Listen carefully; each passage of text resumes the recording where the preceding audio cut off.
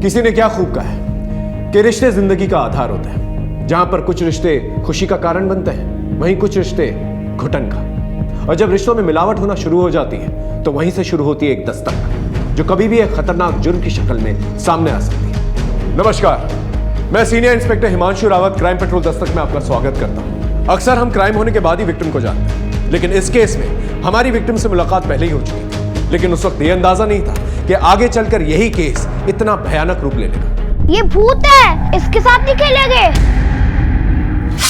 ये तो वही औरत है जो 2 दिन पहले पुलिस स्टेशन आई थी। साहब, हम जबरदस्ती नहीं किए थे, बस हो गया था। एक राज तो पहले से फाश कर चुका था, और ना जाने कितने राज थे जिसे छिपाने के लिए इसे हमेशा के लिए खामोश कर दिया गया।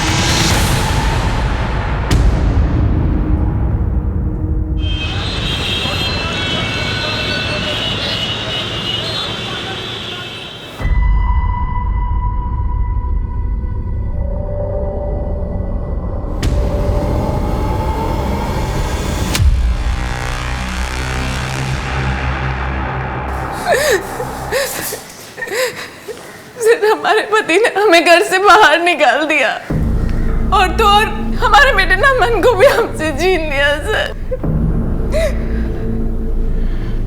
ये लीजिए, पानी पीजिए, शांत हो जाइए। हमें ये बताइए, ये चोट कैसे लगी आपको?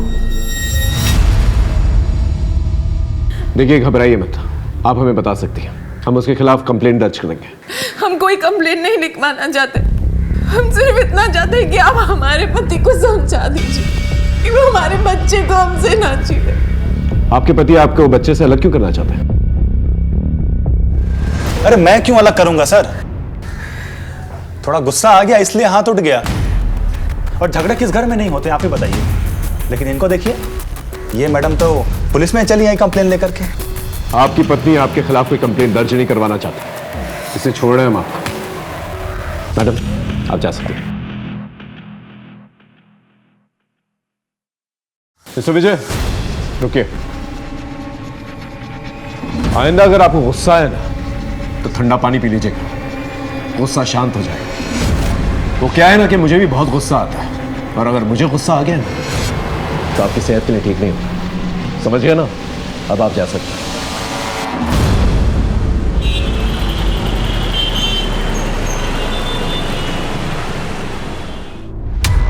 अरे बस कर! ये सब आपका क्या धरा है बाबूजी? अब हमको बोल रहे हैं कि बस करो। हाँ तो क्या करोगे? जान से मार दोगे इसे? बाबूजी, इनको जो करना है करे, हम इनको रोकेंगे नहीं, मगर नमन को मुझसे अलग मत करो। पगला गई हो क्या? कौन छीन रहा तुम्हारे नमन को तुमसे? अपने कमरे में जाओ, बाकी काम देखते हैं। जाओ।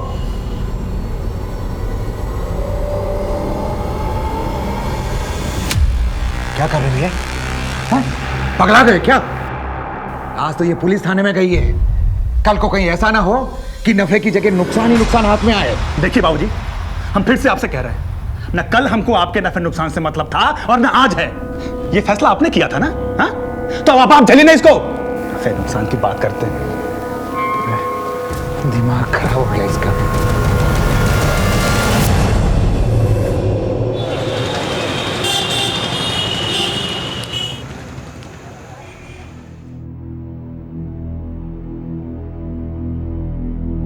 साक्षी बेटा, ये ले कॉफी। थैंक यू माँ। साक्षी बेटा, मैंने जो कहा था उसके बारे में कुछ सोचा तुमने? माँ, आपको मेरा जवाब पता है ना? पहले भी इस बारे में बात हो चुकी है, और अब मुझे इस बारे में कोई बात नहीं करनी। मेरा क्या है बेटा, मैं तो कल वापस चली जाऊंगी, लेकिन एक बार ठंडे दिमाग से दोबारा सोच लेना, बाकी तो खुद समझदार है।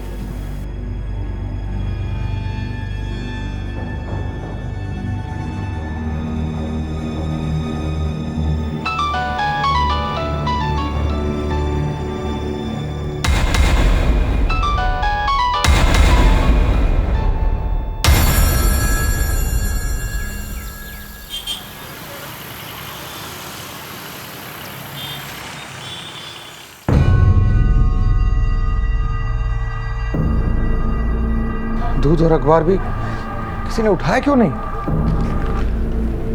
बहू, बहू, बहू, क्या बात है? आज न तो तुमने अखबार उठाया न दूध उठाया।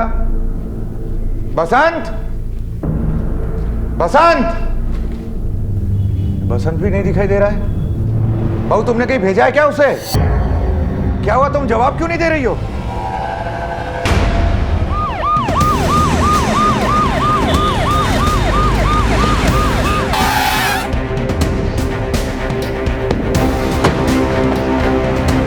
चलिए हटिए, हटिए।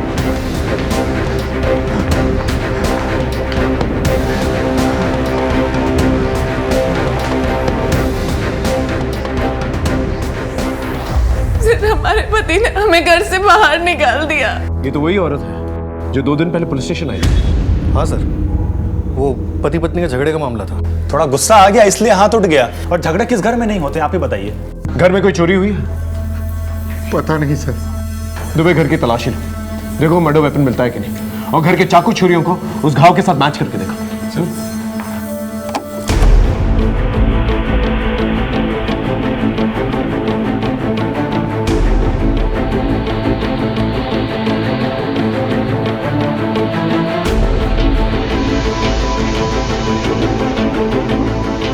आज सुबह जब अपने पोते नमन को स्कूल छोड़ने गए थे तो बहू घर में अकेली थी। वापस आए तो दूध और अखबार बाहर ही पड़ा हुआ था। उसे उठाकर अंदर लेकर आए, तब तक ये हो चुका था। तो क्या ये दरवाजा खुला था? दरवाजा तो हमेशा बंद रहता है, पर पता नहीं आज कैसे खुला रह गया। और इस बारे में जानकारी किस किस को है? फैमिली मेंबर और घर का नौकर बसंत। ये बसंत का है? अभी तक तो आ जाना चाहिए था, पर पता नहीं क्यों नहीं आया वो।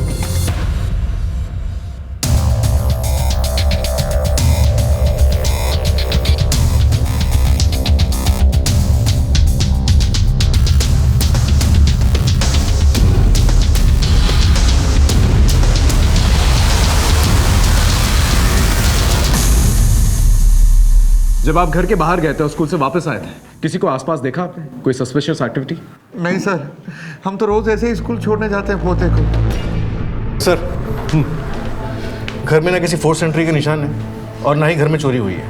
बेडरूम का लॉकर खुला हुआ है जिसके अंदर काफ़ी गहने रखे हुए हैं। पर्स के अंदर 10-15 हज़ार रुपये हैं, लेकिन सब इंटैक्ट है। सर, हमारी बहू कविता के गहने गायब हैं सर। मतलब कविता की बॉडी पे जो गहने थे सिर्फ वही गायब है, जबकि इतनी सारी चीजें हैं चोरी करने के लिए। ये कैसी चोरी हुई? आप आइडेंटिफाई कर सकते हैं कि ये कौन सी गहने चोरी हुए थे? 1 मिनट सर। सर, ये देखिए, ये हमारी बहू ने जो गहने पहने हैं वो गायब है सर। दुबे, इन फोटोज की कॉपी बनाओ और गहनों के सेलर्स को भेजो, उन्हें अलर्ट करो, इन्हें बेचने की कोशिश की जा सकती है। सर, 2 दिन पहले आपके बेटे और बहू के बीच में झगड़ा हुआ था। थोड़ा गुस्सा आ गया इसलिए हाथ उठ गया। और झगड़े किस घर में नहीं होते आप ही बताइए। आपका बेटा कहाँ है? वो तो कल रात को कलकत्ता चला गया बिजनेस के सिलसिले में। यहाँ आपकी बहू का मर्डर हुआ है और 12 घंटा पहले आपका बेटा कोलकाता चला जाता है। कुछ ज्यादा ही कोइंसिडेंस नहीं है ये? बाबूजी, ये क्या हुआ? ये कौन है? घर का नौकर बसंत। कहाँ थे तुम? साहब, हम बाजार गए थे सब्जी लाने और भाभी जी ने कुछ सामान मंगाया था तो इसलिए हम लेट हो गए। दुबे, बॉडी को पोस्टमार्टम के लिए भेज दो। और मिस्टर अशोक, अपने बेटे को इन्फॉर्म कीजिए कि जल्द से जल्द वो यहाँ आए। दुबे, कलकत्ता से विजय के बारे में पता करो। इस घर के नौकर, न्यूज़पेपर और दूध वाले के बारे में पूछताछ करो। एक आम घर की गृहिणी का उसी के घर में मर्डर हो जाता है। जब हम ये केस सुलझाने के लिए गए तो परत दर परत कई पहेलियां सामने आई। 1, 2, 3, 4, 5, 6, 7, 8, 9, 10।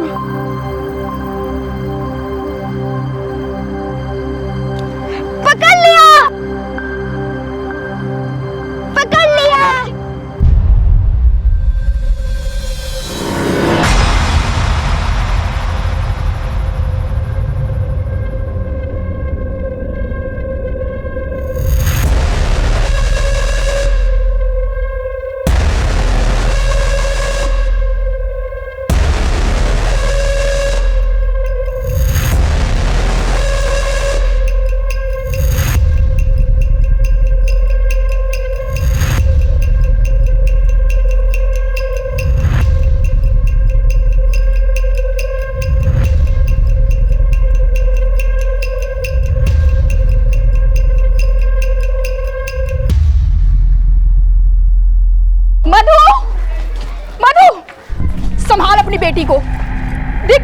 बनाया मेरे बेटे का।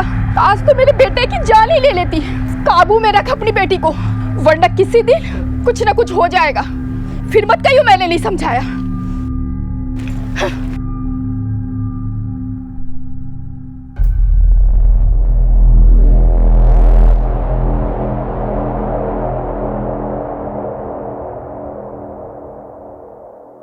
हाँ तुम्हें बोलो। कविता के मर्डर के टाइम के आसपास अशोक नमन के स्कूल में और वो नौकर बसंत जनरल स्टोर में थे। विजय से भी बातचीत की, वो फिलहाल कोलकाता में वापस आने को कहा है। और सर दूध वाले और अखबार वाले से भी बात की, किसी ने कुछ भी सस्पिशियस नोटिस नहीं किया। इसका मतलब कविता का जिसने भी मर्डर किया वो उसके घर वालों की मूवमेंट अच्छी तरह से जानता था। इतनी अच्छी प्लानिंग या तो कोई घर वाला कर सकता है या फिर वो जो कविता पे इतने दिनों से नजर रखा। इतनी अच्छी प्लानिंग करके इस तरह से नजर रख के कोई एक मर्डर करेगा और सिर्फ कविता के पहने हुए गहने चुराएगा, जबकि घर में इतने सारे गहने मौजूद हैं, कैश मौजूद है, उन्हें किसी ने हाथ नहीं लगाया। कोई ऐसा मर्डर क्यों करेगा? दुबे ये मत बोलो कि 2 दिन पहले कविता के साथ मारपीट की गई थी। हो सकता है उसके घर वालों ने उसे मारा हो और पुलिस को भटकाने के लिए ये चोरी का एंगल क्रिएट किया गया। एक काम करो, कविता की कॉलोनी में जाकर उसके घर वालों के बारे में पूछताछ कर, देखो क्या निकल के आता है। सर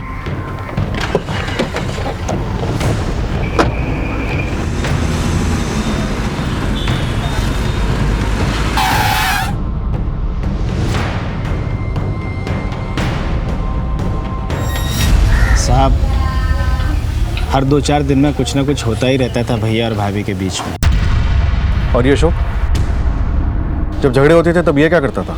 विजय भैया उनकी सुनते ही कहाँ थे। सर कविता मेरी बहुत अच्छी दोस्त थी, उसके माँ बाप बहुत पैसे वाले लोग थे सर।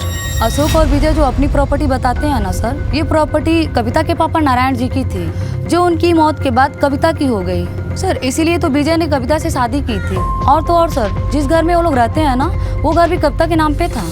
घर में इतने झगड़े होते थे, क्या कविता को विजय और अशोक से कोई खतरा था? कभी कुछ कहा उसने इस बारे में? रोज रोज के झगड़े से कविता बहुत शर्मिंदा रहती थी सर, इसीलिए बाहर के लोगों से मिलना ही अवॉइड करती थी सर। काफी दिनों से मेरी उससे कोई बात नहीं हुई सर, इसलिए मैं इस बारे में कुछ नहीं बता सकती। कविता के कोई रिलेटिव्स? हाँ सर, सीतापुर रोड में उनके एक चाचा रहते हैं।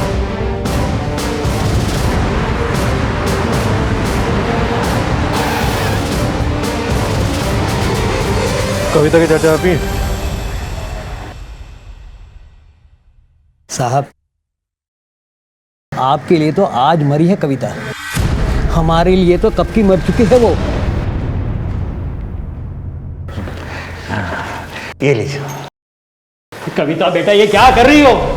तुम्हें पता है ना ये जमीन किसकी है? एक मिनट, हटिए हटिए। ये जमीन हमारी पत्नी कविता के नाम है और ये अपने रजामंदी से उसको बेच रही है। कविता बेटा, हम लोग सड़क पर आ जाएंगे। ये जमीन के अलावा हमारे पास कुछ नहीं है। तुम तो जानती हो ना। ऐसा मत करो कविता बेटा। अरे चाचा जी, आप हटिए बगल में।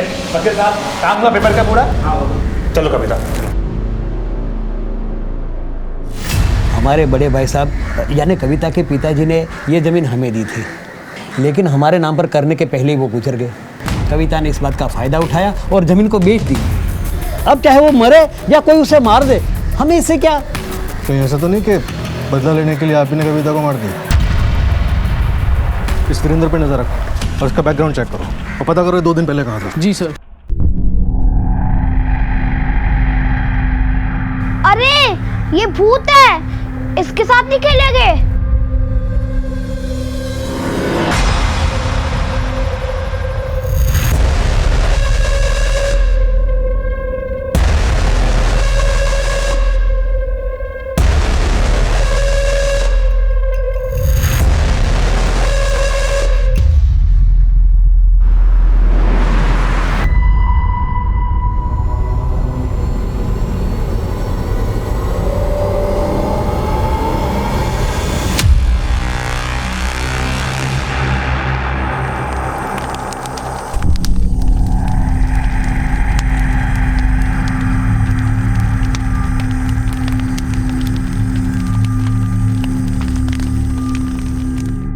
मधु, हाँ, उठाओ नेहा।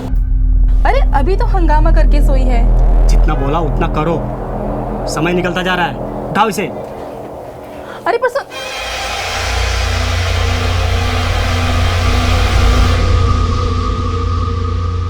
बीवी से भी ज्यादा जरूरी काम था कि उसके मर्डर के बाद भी तुम कोलकाता में रह गए। अरे साहब, हम आपको पहले ही बता चुके हैं, कविता से हमारा कोई रिश्ता ही नहीं था जो उसके लिए हम भागकर यहाँ आ जाते। लेकिन उस दिन पुलिस स्टेशन में तो कुछ और ही कह रहे थे। वो हम अपने बाबूजी की वजह से बोल रहे थे कि ताकि लोगों में उनकी बदनामी ना हो। लेकिन सच तो यही है कि कविता से हमारा संबंध कब का खत्म हो चुका था। कविता के साथ संबंध खत्म हो चुका था, लेकिन उसकी प्रॉपर्टी के साथ तो खत्म नहीं हुआ था ना। उसकी एक एक इंच की प्रॉपर्टी तूने और तेरे बाप ने बेच डाली, और जब उसके पास कुछ नहीं बचा बेचने के लिए तो तूने उसे जान से मार डाला। देखिए सर, इस एंगल में आप ना ही पढ़े तो बेहतर है। हमें मत पता किस एंगल में जाना है और किस एंगल में नहीं, समझा? मिस्टर विजय, तुम्हारी पत्नी कविता की मौत के बाद तो फायदा तुम्हें पहुंचेगा ना। जिस घर में तुम लोग रहते हो अब वो तुम्हारे नाम हो जाएगा, पति जो हो तुम उसके। देखिए साहब, किसका फायदा होगा किसका नुकसान होगा ये पता करना आप लोगों का काम है। कविता के मौत से हमारा कोई लेना देना नहीं है, हम बस अपना बिजनेस सेटअप कर रहे हैं। ठीक है, जा सकते हो। धन्यवाद।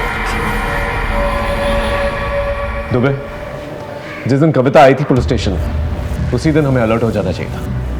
हम कर भी क्या सकते थे सर, कविता खुद ही कोई एक्शन नहीं लेना चाहती थी। और एक बात सर, अगर कविता वाकई में इतनी दबी कुचली थी कि सब कुछ इनके नाम कर दिया था, इनके खिलाफ कोई एक्शन नहीं लेना चाहती थी, तो इन लोगों के लिए तो सब कुछ ठीक ठाक था, फिर ये मर्डर का रिस्क क्यों लेंगे? दुबे, पति पत्नी के रिश्ते ठीक नहीं थे, लेकिन घर में दो और मर्द भी थे, अशोक और वो नौकर बसंत। हो सकता है प्रॉपर्टी का मामला ना होगा, बात कुछ और है।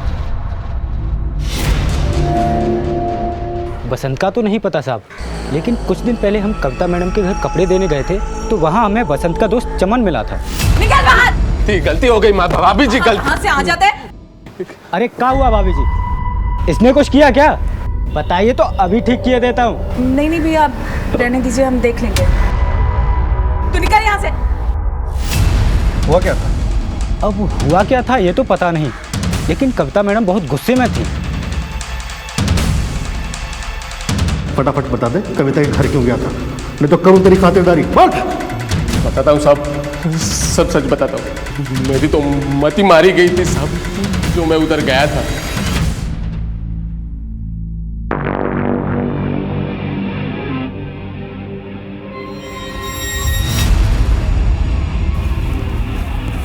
तुम यहाँ कैसे? तुम चमन हो ना, बसंत के दोस्त? हाँ मैडम। तुम बेडरूम में क्या कर रहे हो? बेडरूम में ही तो आना था ना मैडम, हमने सोचा बसंत तो रोज आता है, आज हम चले आए। देखो ना मैडम, हम बसंत से कितने खूबसूरत दिखते हैं, आप उसके साथ कर सकती हैं, हमारे साथ क्यों नहीं कर सकती मैडम? हमें भी तो मौका दीजिए ना। बाहर निकल। माफ कीजिए मैडम, बाहर निकल। कविता और बसंत के संबंध है, ये बात तुझे बसंत ने बताई थी? हाँ साहब, उसी ने बताई थी मुझे। ये बात का तूने यकीन कर लिया कि वो सच बोल रहा है? वो सच ही बोल रहा था साहब, क्योंकि उसने मुझे एक वीडियो दिया था अपना और वो मैडम का।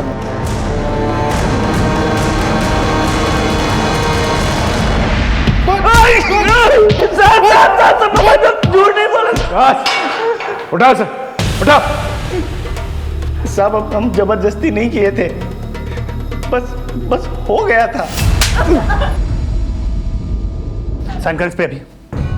हमने कहा ना हम नहीं करेंगे, चाहे आप हमारी जान के रहे लो। चुपचाप साइन कर दो, नहीं तो सच में जान ले लेंगे तुम्हारी हम।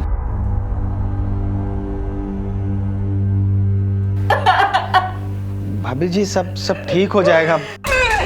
कैसे होगा सब ठीक? हम समझाएंगे भैया को, सब सही हो जाएगा। कुछ ठीक नहीं होगा।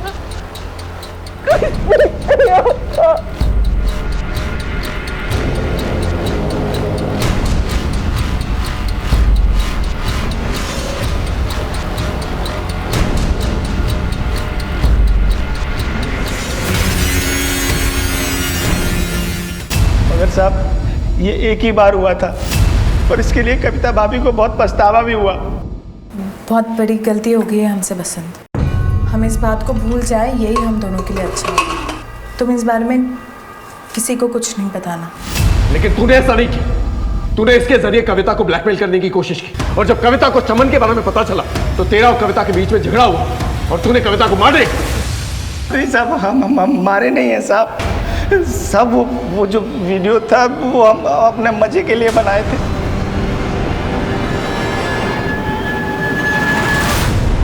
हमारी बहू नौकर के साथ, ये दोनों हमारी पीठ के पीछे। आपके घर के अंदर ये सब कुछ चलता रहा और आप लोगों को पता तक नहीं चला। क्यों मिस्टर विजय? हम आपसे पहले भी कह चुके हैं, कविता से हमारा कोई संबंध नहीं। अब हमारे पीठ पीछे वो क्या करती है, किससे मिलती है, इससे हमें कुछ फर्क नहीं पड़ता है। लेकिन लोगों को तो फर्क पड़ता है मिस्टर विजय। अगर लोगों को पता चल जाता आपकी बीवी और नौकर के बीच में क्या संबंध है, क्या इज्जत रह जाती है आप लोगों की सोसाइटी में? इज्जत? किस बात की इज्जत? अरे हमारी इज्जत बची कहां? उसकी तो हमारी बहू ने धज्जियां उड़ा दी। इसीलिए आप लोगों ने उसे उड़ा दिया। ये क्या कह रहे हैं आप? हमें नहीं पता उसने ऐसा कुछ किया। अगर पता चलता तो हम खानदान की इज्जत की खातिर मार देते।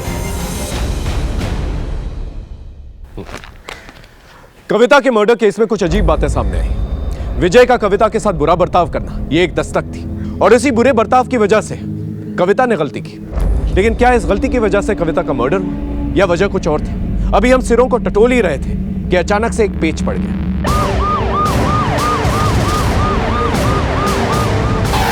एक राज तो पहले से फाश कर चुका था, और ना जाने कितने राज थे जिसे छिपाने के लिए इसे हमेशा के लिए खामोश कर दिया गया। दुबे, इसकी पूरी की पूरी इंफॉर्मेशन निकाला। सर ये बसंत कविता के गांव में उसके साथ अक्सर आया जाया करता था। कहीं ऐसा तो नहीं कि कविता के चाचा वीरेंद्र ने इसका इस्तेमाल किया और फिर इसे ठिकाने लगा दिया? वैसे एक काम विजय और अशोक भी कर सकते हैं, लेकिन इस वीरेंद्र से पूछताछ करो। और इसके दोस्त, क्या नाम है उसका? चमन। उसे बुला के लेकर पहले कविता के ऊपर हाथ डाला तो कविता का मर्डर हो गया। फिर कविता और बसंत के रिश्ते के बारे में जब राज फाश किया तो बसंत का मर्डर हो गया।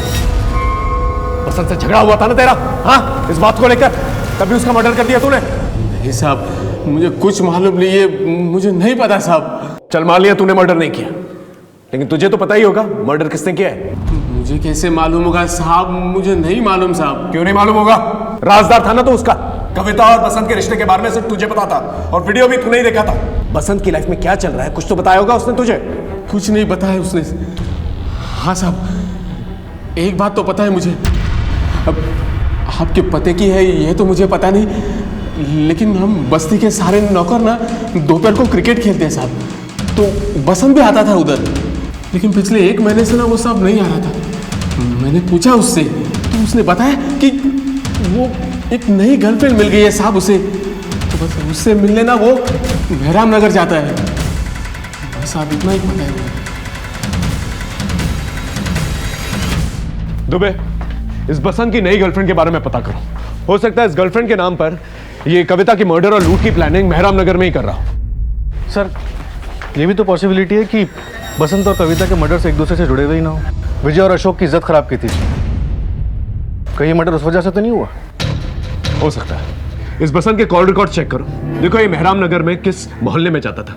अगर उसकी गर्लफ्रेंड मिल गई ना तो सब कुछ क्लियर हो जाएगा। सर, और हाँ, कविता के चोरी हुए गहनों के बारे में कुछ पता चला? फिलहाल तो नहीं सर, पर हमारे लोग अलर्ट पर हैं।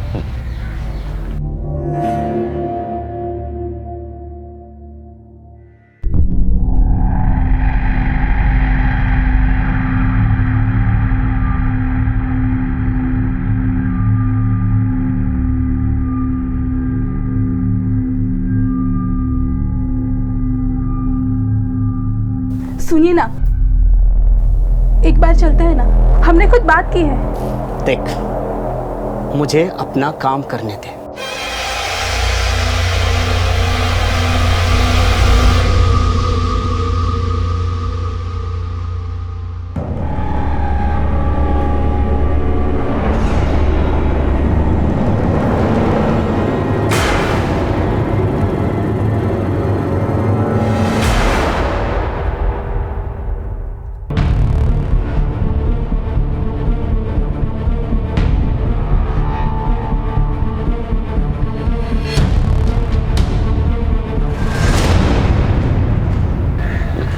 सर, हाँ तो भाई, सबके कॉल रिकॉर्ड स्कैन करा था, तभी बसंत के घर के पास वाले मोबाइल टावर के रिकॉर्ड से एक इंटरेस्टिंग बात पता चली। बसंत की मर्डर वाली रात 10 से 12 के बीच ये आदमी वहां मौजूद था।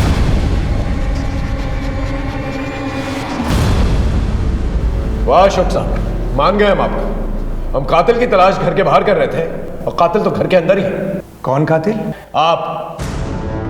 ये रही आपकी मोबाइल लोकेशन। जिस रात बसंत को मारा गया उस रात को आप उसकी कॉलोनी में थे। क्या करने गए थे वहां पर आप? बसंत की अक्ल ठिकाने लगाने गए थे। हमारे घर में खाया और हमारी पीठ पीछे छुरा घोंपा उसने, और उसी छुरे से फिर आपने उसे मार डाला? इरादा तो यही था, मगर वो घर पे नहीं था। ताला लगा हुआ था इसीलिए हम लौट आए। हम कैसे मान लें आप सच बोल रहे हैं? हाँ तो मत मानिए, क्या फर्क पड़ेगा? बिठा के रखिए हमें यहाँ पे और घूमने दीजिए कातिल को आजाद। हमारे इस केस के साथ साथ दूसरी जगह इस केस से रिलेटेड कुछ हलचल चल रही थी जो हमारे इस केस को सुलझाने वाली थी।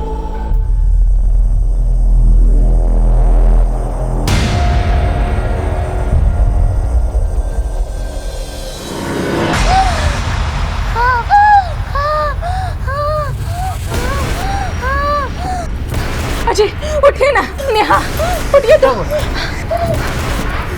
नेहा क्या हुआ बेटा? क्या हुआ? नेहा क्या हुआ इसे? कुछ नहीं होगा बेटा, नेहा कुछ नहीं होगा बेटा। हमने जो मंत्रित पानी दिया था तुमने पिलाया था ना? हाँ पिलाया था। कुछ नहीं होगा बेटा, कुछ नहीं होगा बेटा,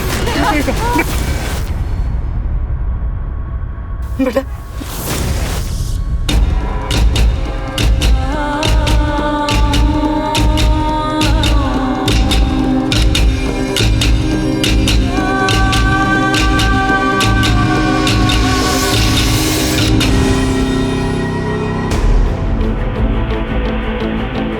इसे देखा नहीं? हाँ साहब, ये बसंत रोज रोज आता था, 4-6 घंटों तक रहता था साहब।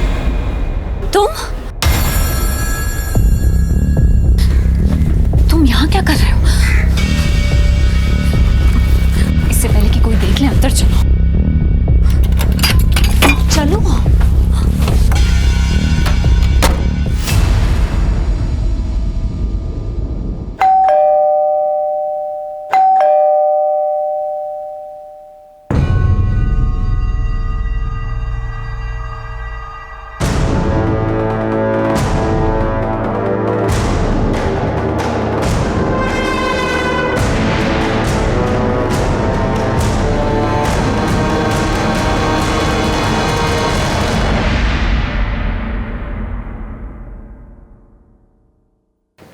हाँ तो मिस्टर विजय, ये बताइए आप बसंत की गर्लफ्रेंड के साथ उस घर में क्या कर रहे थे?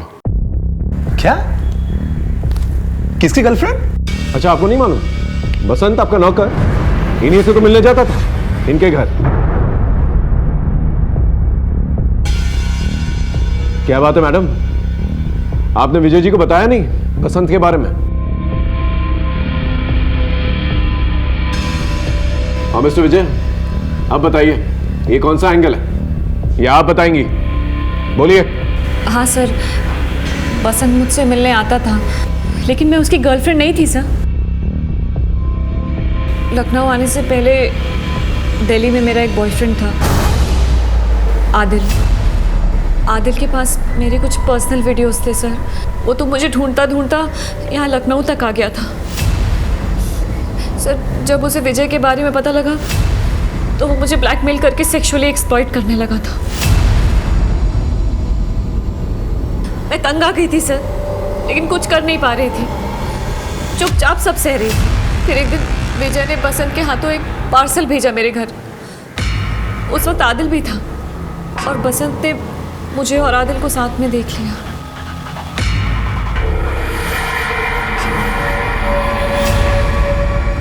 सर बसंत को मेरे और विजय के रिश्ते के बारे में पता था और अब तो वो आदिल के बारे में भी जान गया था, इसलिए उसने भी मेरे साथ।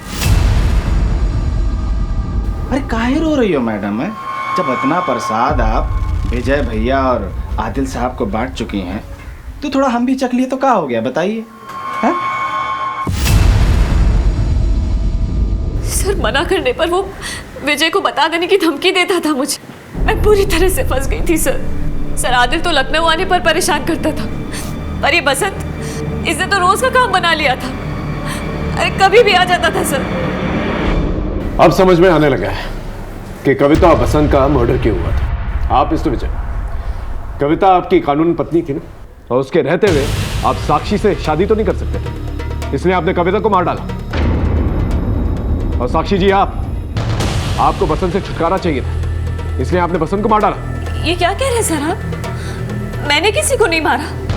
इनफैक्ट बसंत ने मेरा पीछा छोड़ने के लिए मुझे खुद फोन किया था।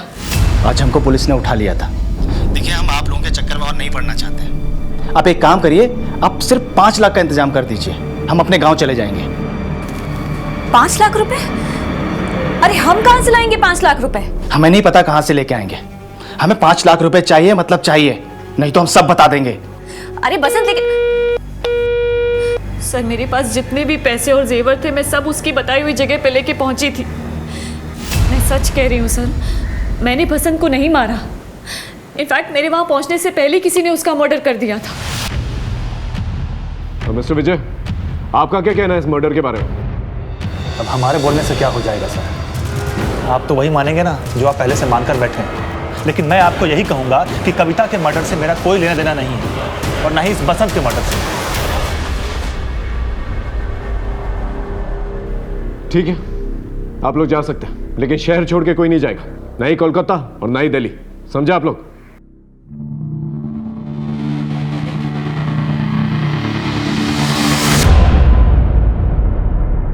विजय सॉरी सॉरी। तुम्हारे सॉरी तो हम अचार डाले। एक नौकर के साथ में सोती रही और हमको धोखे में रखा। आज से हमारा रिश्ता खत्म। 10 दिन का टाइम दे रहा हूं, चुपचाप हमारा घर खाली कर दो, समझी तुम? विजय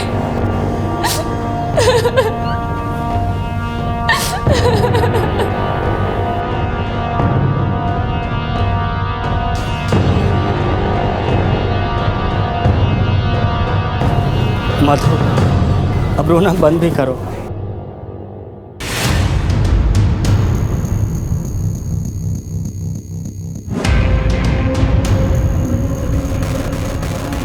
मैं आता हूँ थोड़ी देर में।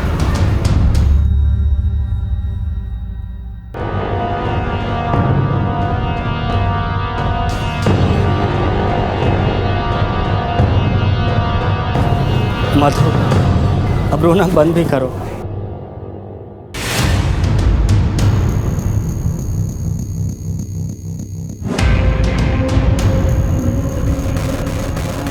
मैं आता हूँ थोड़ी देर में।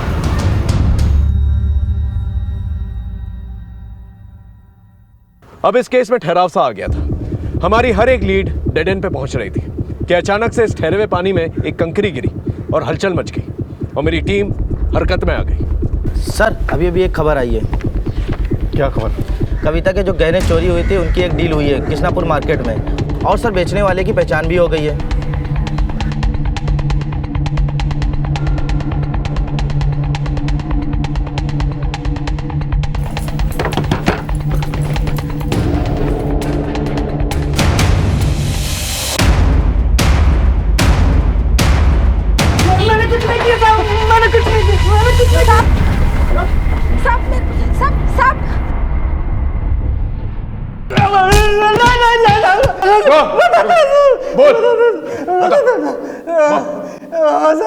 हम नहीं मारा था उस औरत को, लेकिन पैसों के लिए नहीं मारा था साहब। हम अपनी बेटी को बचाने के लिए मारा था साहब, उसे ठीक करने के लिए मारा था। किसी की जान लेकर तेरी बेटी कैसे ठीक हो जाती?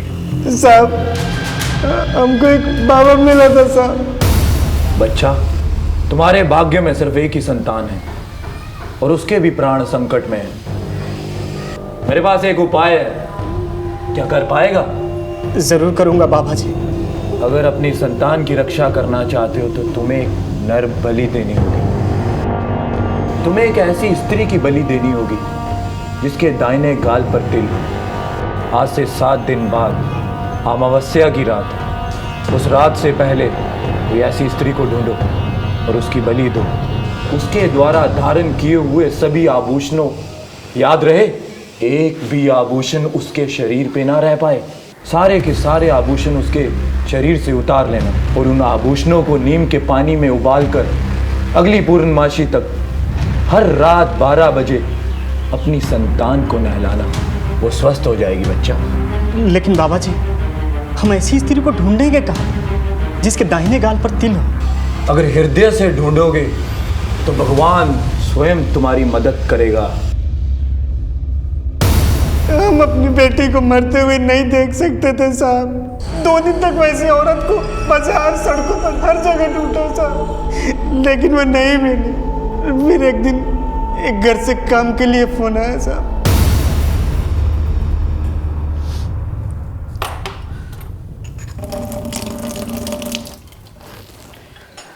हो गया मैडम। कितने पैसे हुए? 200 मैडम।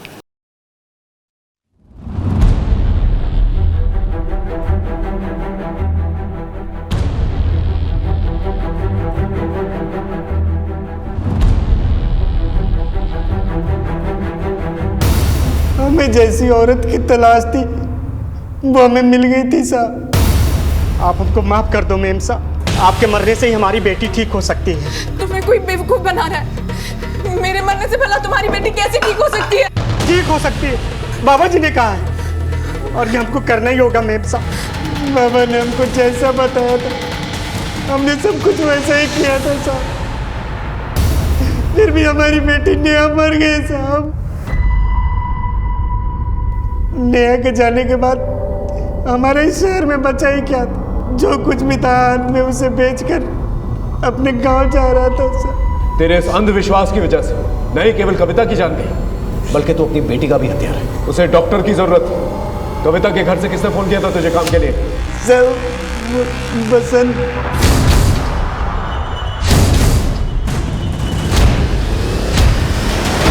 तुम्हारे पति ने अपनी सनक में किसी की हत्या कर दी और तुम उसके इस पागलपन में उसका साथ देती रही। हाँ? बहुत गरीब लोग हैं साहब, काम ही नहीं था उनके पास। मैं भी नेहा की वजह से एक ही घर में झाड़ू पोछा करती थी। क्या करे, इलाज के लिए पैसे ही नहीं थे। जो वो कहते गए साहब मैं वो करती गई। लगा कि नेहा ठीक हो जाएगी, पर नहीं साहब, नेहा ठीक नहीं हुई। कहाँ काम करती हो तुम? मेहराम नगर में।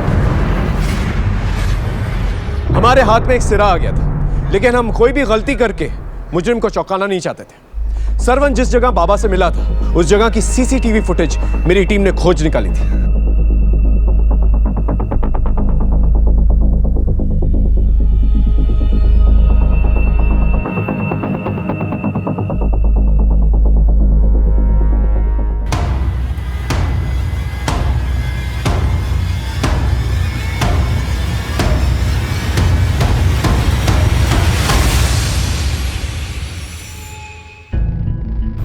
हाँ साहब, अभी कुछ ही दिन पहले मैंने ये बाबा का फुल गेटअप बेचा था। किसको बेचा था? सर सीसीटीवी है सर, आप चाहें तो देख सकते हैं। ये देखिए सर।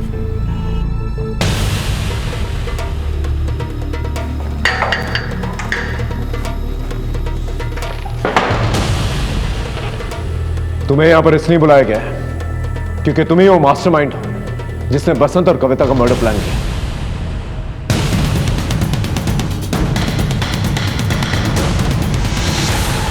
सर, आप ऐसे कैसे मेरे पे इल्जाम लगा सकते हैं?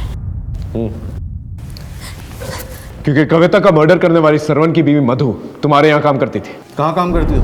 मेहराम नगर में साहब, साक्षी मैडम की यहाँ। मधु मेरे यहाँ काम करती है, उसका आदमी नहीं। हम जानते थे आप कुछ ऐसा ही बोलेंगे, इसलिए हम पूरी तैयारी के साथ आए। दुबे लेके आओ उसे।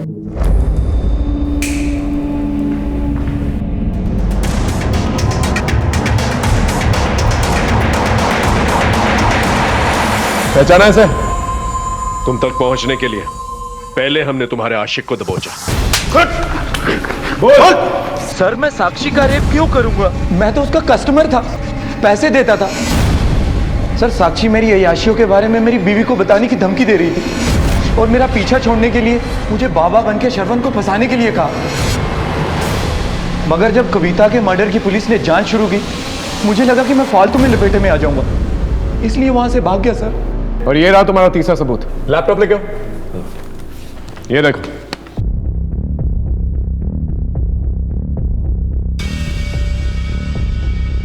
ये तुम ही हो ना बाबा का गेटअप लेने के लिए दुकान पे गई थी? अब साक्षी मैडम, ये सारे लिंक्स आप ही जोड़ेंगी या आपका मुंह खुलवाने के लिए इन्हें बोलूं?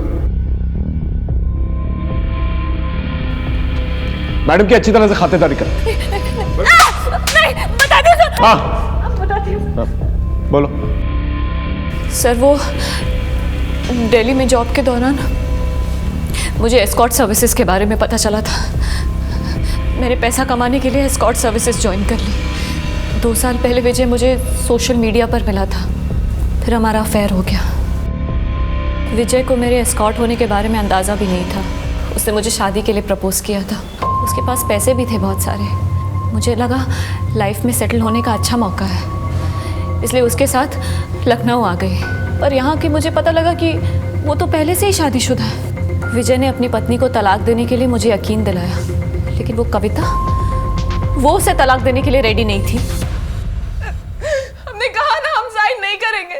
पहले आपने जहां जहां बोला आपसे बिना कोई सवाल के हमने साइन कर दिए, पर ये तलाक के पेपर पे हम साइन नहीं करेंगे। कविता विजय को तलाक देने के लिए राजी नहीं हो रही थी, इसलिए मैंने डिसाइड किया कि इस कविता को तो रास्ते से हटाना होगा।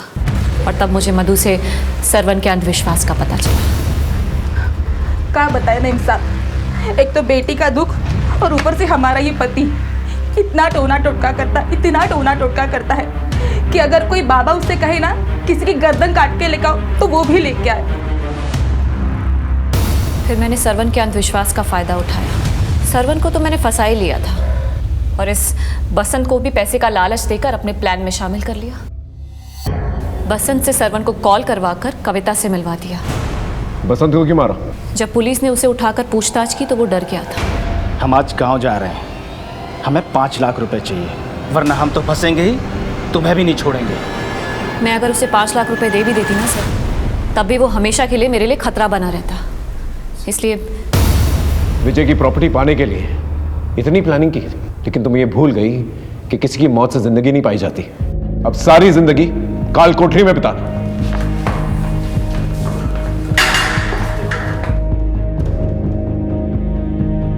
दुख हो या खुशी, बांटने पर जब अपने लोग आगे बढ़ते हैं तो बड़ी तसल्ली होती है, लेकिन जब यही अपने स्वभाव बदल देते हैं तो इंसान सबके साथ रहने के बावजूद अकेला पड़ जाता है, हंसने रोने के लिए कंधा तलाशने लगता है। और यही हुआ था कविता के साथ। कविता का पति विजय और उसके ससुर के अंदर छिपी लालच एक बहुत बड़ी दस्तक थी। यह रिश्ता महज दौलत पर टिका हुआ था। विजय की जिंदगी में साक्षी जैसी लड़की का सोशल मीडिया से आना और उसका इतनी आसानी से शादी के लिए हाँ कह देना, यह एक बहुत बड़ी दस्तक थी। उस ढोंगी बाबा का सरवन को मर्डर के लिए उकसाना सबसे बड़ी दस्तक थी, और इस अंधविश्वास की वजह से किसी की जान तक चली गई। जब रिश्तों की घुटन जानलेवा हो जाती है तो ये एक बड़ी दस्तक होती है कि आगे चल के कभी भी कुछ भी हो सकता है। अपने और अपनों की रिश्तों की कदर कीजिए, इससे पहले कोई बाहर वाला आके इसका फायदा उठाए। फिर मिलेंगे एक नए केस के साथ, तब तक देखते रहिए क्राइम पेट्रोल दस्तक। मकसद बताना नहीं, बचाना है।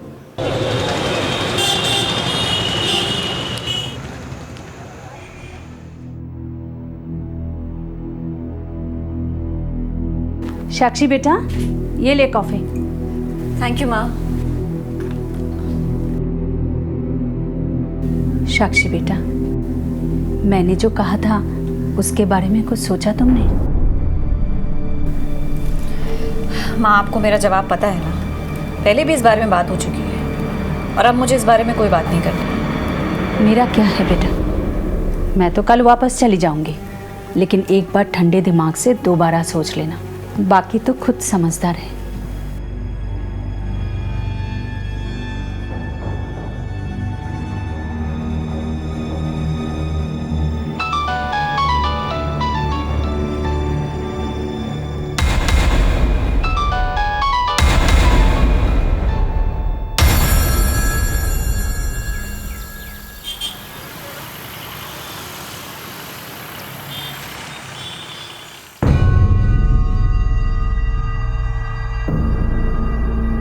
दूध और अखबार भी किसी ने उठाया क्यों नहीं? बहू, बहू, बहू, क्या बात है? आज न तो तुमने अखबार उठाया ना दूध उठाया। बसंत, बसंत, बसंत भी नहीं दिखाई दे रहा है। बहू, तुमने कहीं भेजा है क्या उसे? क्या हुआ, तुम जवाब क्यों नहीं दे रही हो?